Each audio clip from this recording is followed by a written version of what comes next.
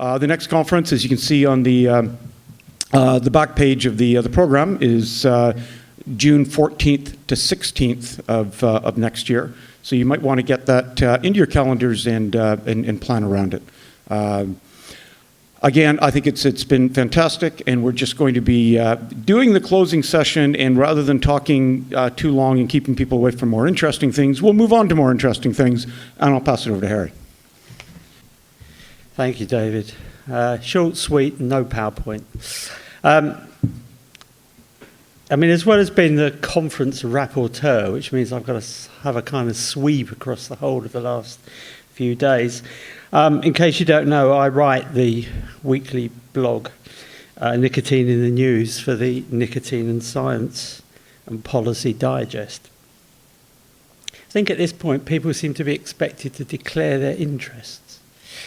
I'm quite interested in a Porsche 911, and I wouldn't mind a cruise to the Caribbean.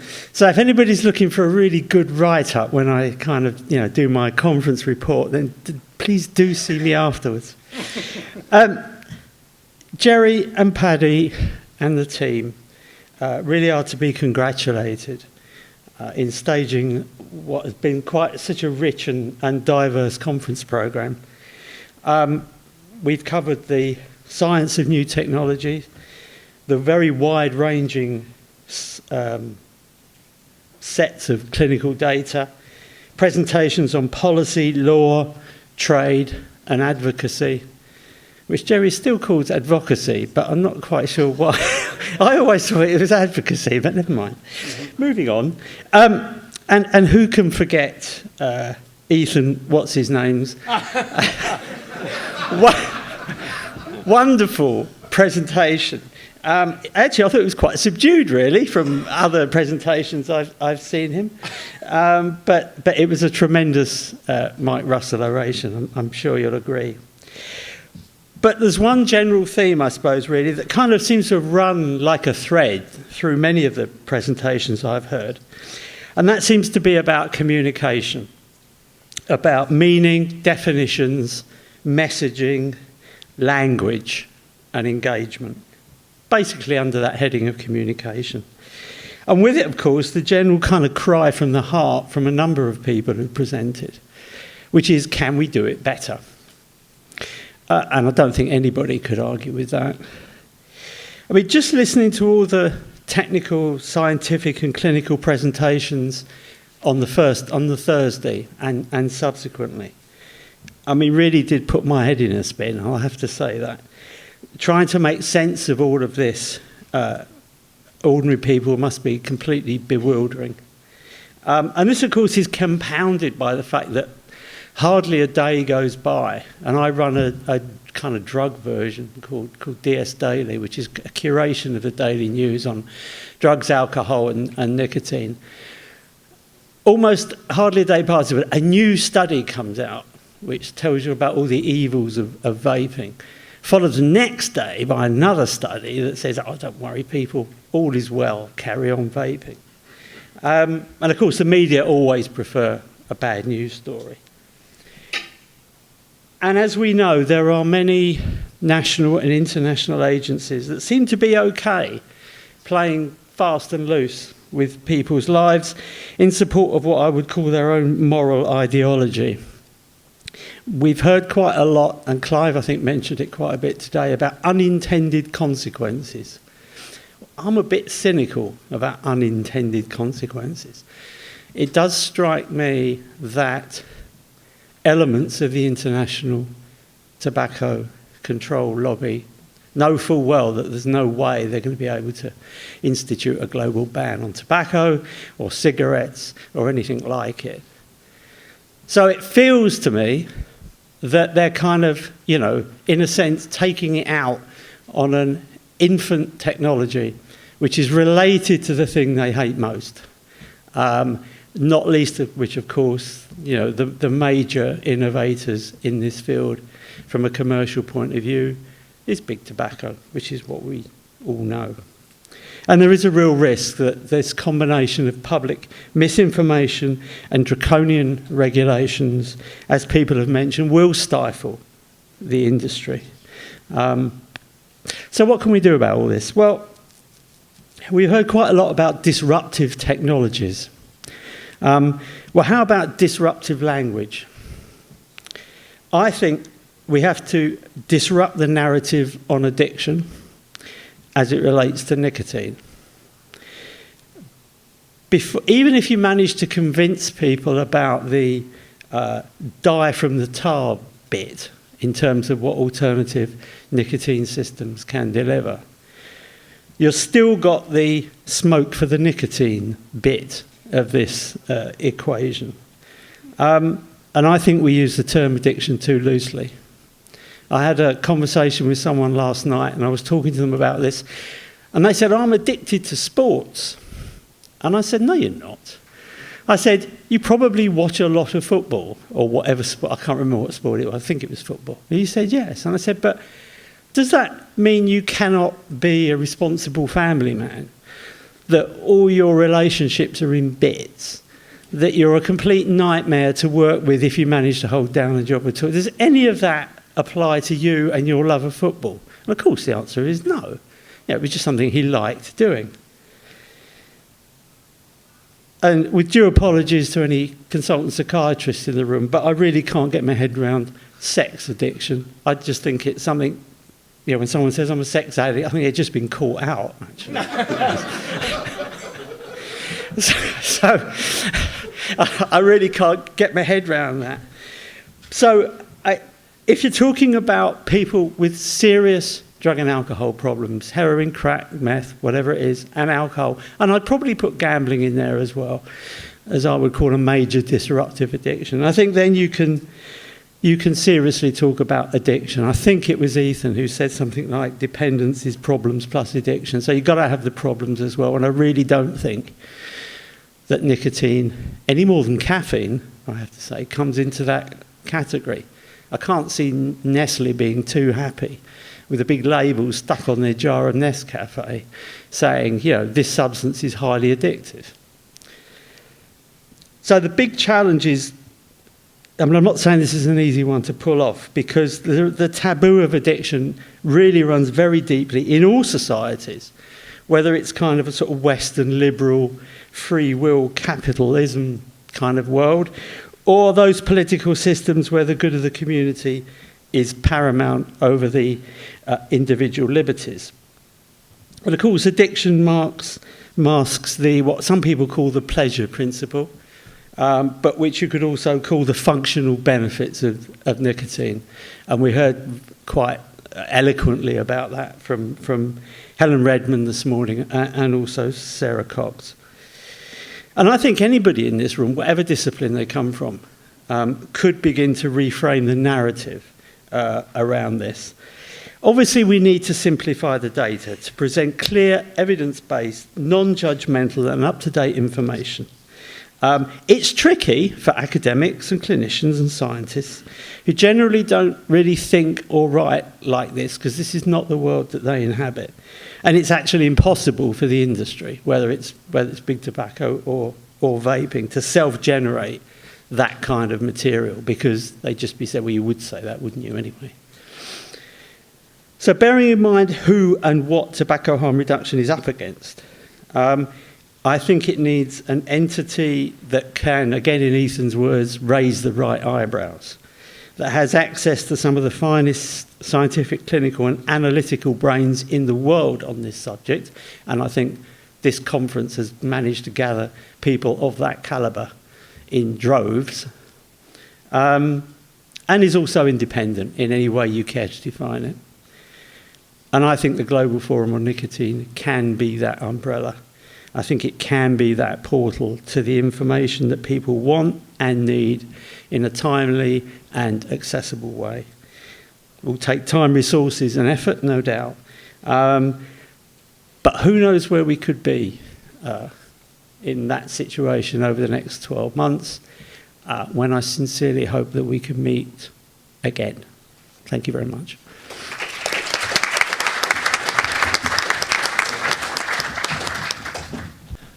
Hi, I'm Joe Gitchell with Penny Associates, and we provide consulting services for Reynolds American on harm reduction issues, get them to be able to sell more non-combustible products. And I also have an interest in a nicotine gum product, not commercialized.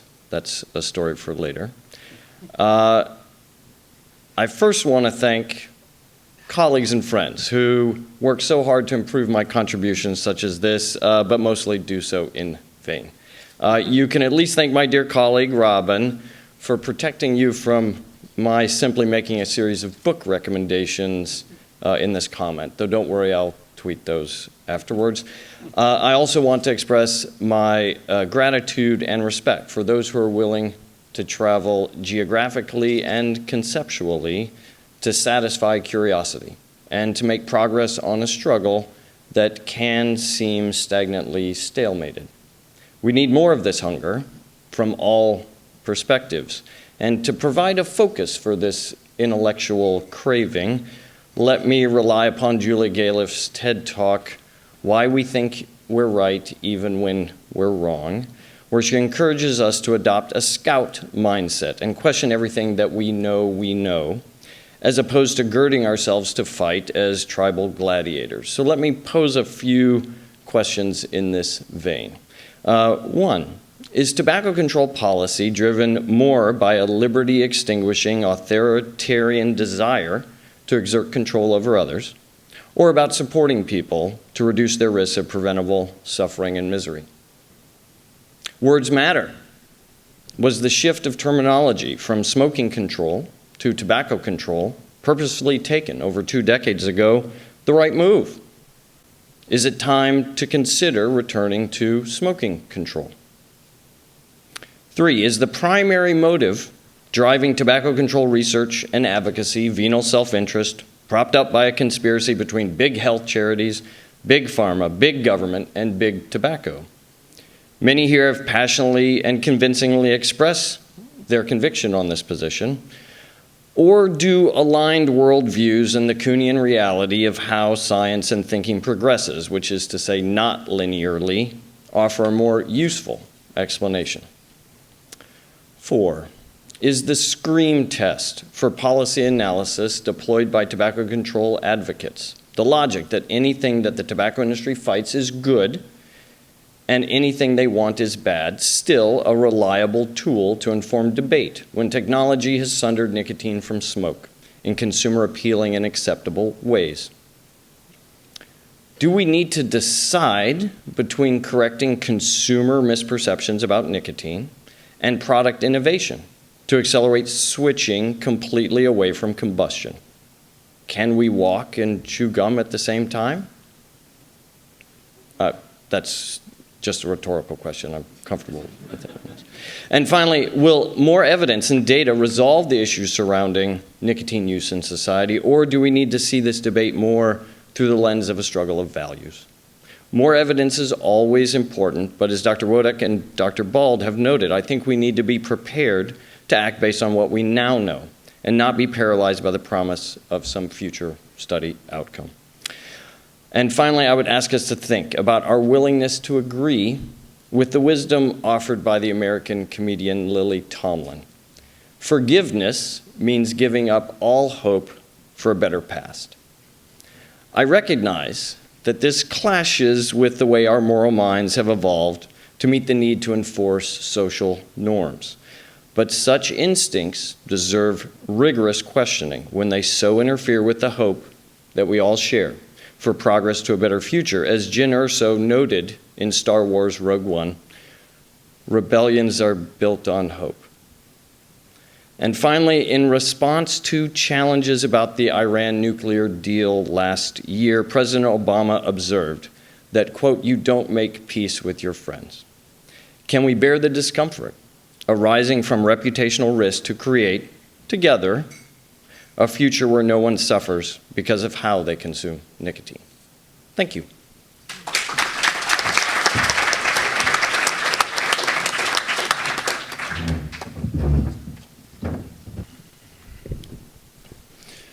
Hello, I'm Olivier Theraulaz, the chairman of the Swiss Vapor Association.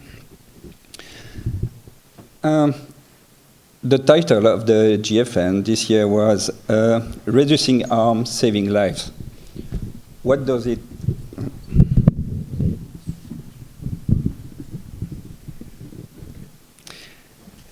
reducing harm, saving lives.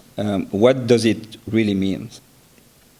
I was very happy to see Ethan Nadelman doing the Michael Rawlinson Memorial Oration this year because I am a substances user. I use nicotine, caffeine, alcohol, socially, as many of you probably do it.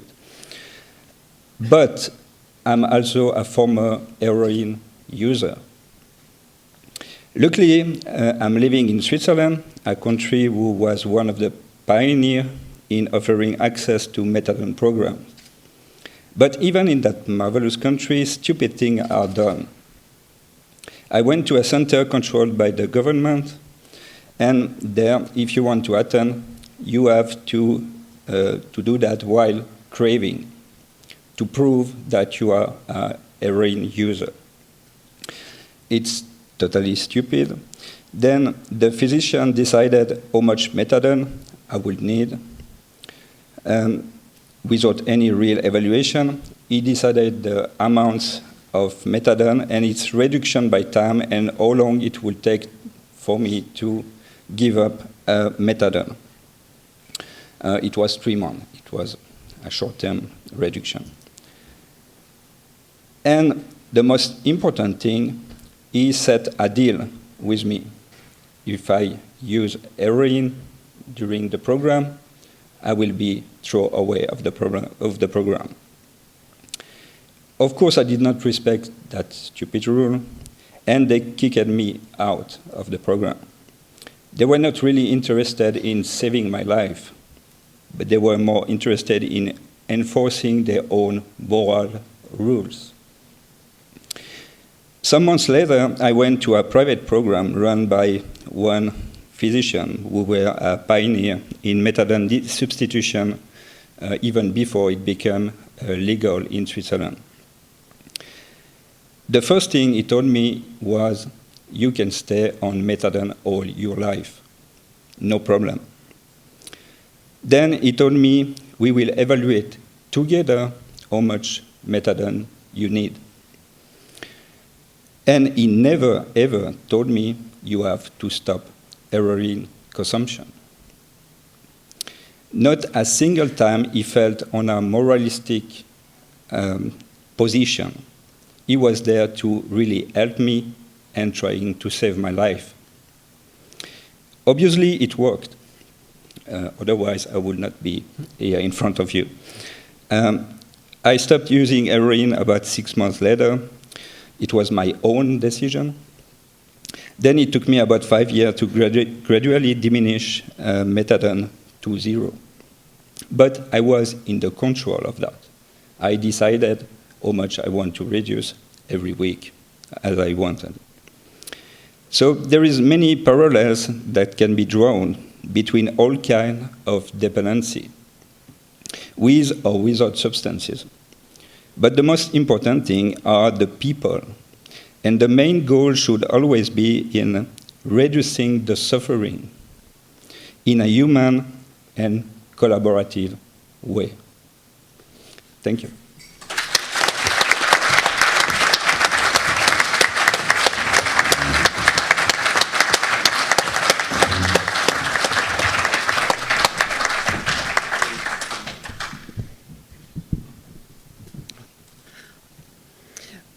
When my son was in the Territorial Army, if he and his squad went out to a pub in their uniform, they would do something with the code word shark watch. In other words, they'd all be aware of people around them that could be looking to pick on them, to either have a fight with all of them or to pick one off and beat them up in the toilets or something like that. And it struck me today that we've been in a kind of gorgeous bubble of people who predominantly agree with us. You know, there's a lot of nodding, there's applause, because we're all thinking the same sort of stuff.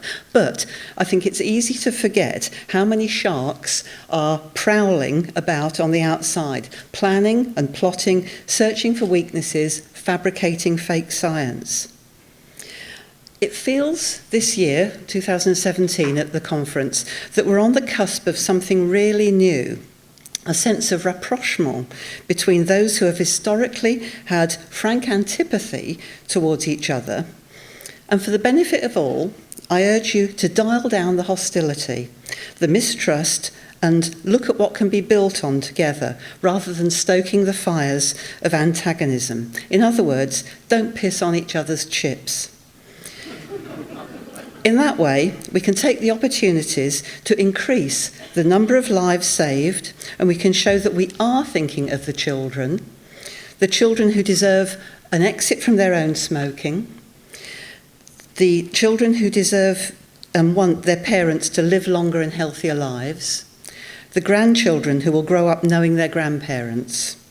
Let's speed this up by working together, scientists, academics, people who enjoy nicotine, the independent vape industry, advocates, public health people, the tobacco industry, medics, practitioners, there's probably other groups there as well, working together with those who share our vision. Thank you.